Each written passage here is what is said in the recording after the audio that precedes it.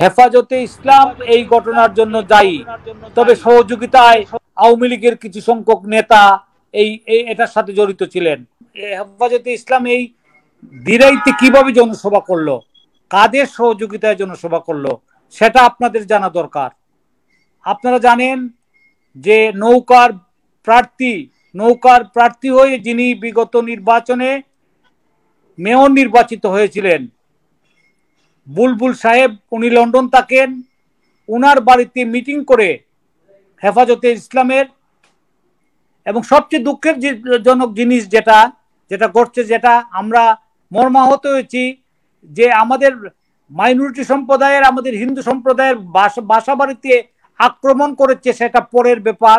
আগের ব্যাপার হলো আওয়ামী লীগের এবারের যিনি নৌকার প্রার্থী হয়ে মেয়র নির্বাচিত হয়েছেন, উনি বিশ্বজিৎ রায়, উনি নিজে হেফাজত ইসলামের স্টেজে ছিলেন এবং উনি বক্তব্য দিয়েছেন। ওই স্টেজে জননেত্রী শেখ হাসিনাকে নিয়ে অকথ্য ভাষায় কথা বলা হয়েছে এবং আমাদের প্রয়াত নেতা বাবু সুরঞ্জিত সেনগুপ্ত সম্পর্কে নাস্তিক বলা হয়েছে। বিশ্বজিৎ কিভাবে সেই মিটিংয়ে যোগদান করে, সেটা কোন আওয়ামী লীগ, সেটা আমার বুঝতে খুব কষ্ট হচ্ছে। আমরা কোন আওয়ামী লীগ করি?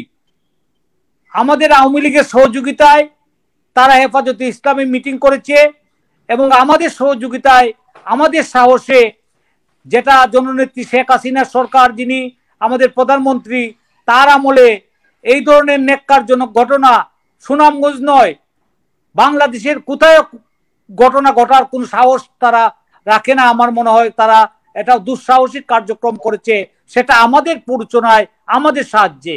সেটা অত্যন্ত নিন্দাজনক এবং দুঃখজনক ঘটনা।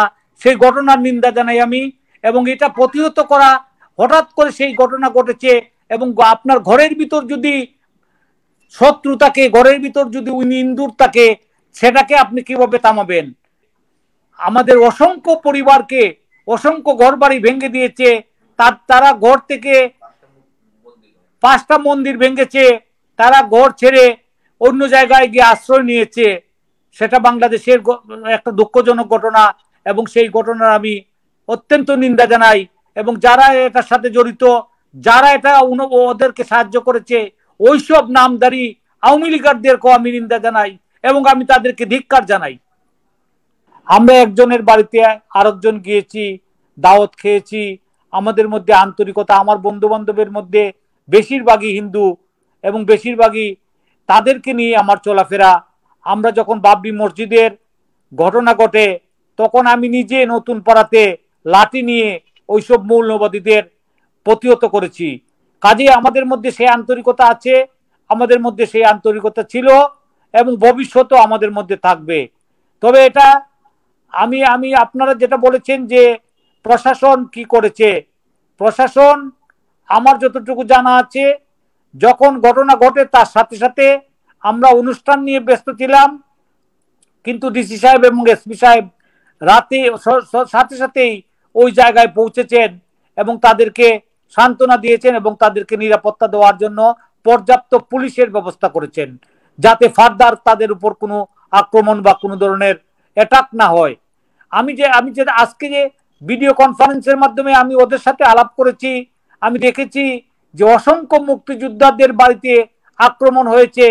যারা নিজের রক্ত দিয়ে যারা মারা যেতে পারতো, তাদের অসংখ্য অবদান বাংলাদেশের স্বাধীনতা সংগ্রামে, তাদের বাড়িতে বেছে বেছে আক্রমণ করা হয়েছে এবং তাদেরকে ঘর দুয়ার ভেঙে, অনেকগুলা ঘর ভেঙে দেওয়া হয়েছে, অনেকগুলা মন্দির ভেঙে দেওয়া হয়েছে, অনেকগুলা মূর্তি ভেঙে দেওয়া হয়েছে।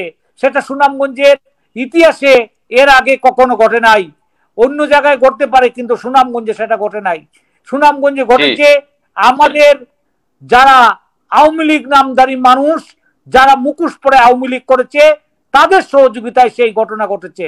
আমি বলতে চাই, আপনারা দেখবেন যে যারা আসামি হয়েছে তারা কার আত্মীয়, তারা কার ব্লাড, তারা কার সহযোগিতায় সেটা করেছে, সেটা আপনারা আপনাদের সামনে, আমি মনে করি কাল পরশুর মধ্যে আপনারা প্রমাণ পেয়ে যাবেন যে এর পিছনে কে আছে। হেফাজতে ইসলাম এই ঘটনার জন্য দায়ী, তবে সহযোগিতায় আওয়ামী লীগের কিছু সংখ্যক নেতা এটার সাথে জড়িত ছিলেন। নতুবা হেফাজতে ইসলামের এত সাহস হয় নাই, যেটা সাল্লার মতো জায়গায় অত্যন্ত প্রত্যন্ত অঞ্চল এবং অত্যন্ত সৌহার্দ্যমূলক ভাবে আমরা হিন্দু মুসলমান ওই জায়গায় বসবাস করে সেই জায়গায় আক্রমণ করার মতো হেফাজতে ইসলামের সাহস হতো না যদি আমাদের মুখোশধারী কিছু আওয়ামী লীগ নেতারা সে ব্যাপারে সহযোগিতা না করতেন।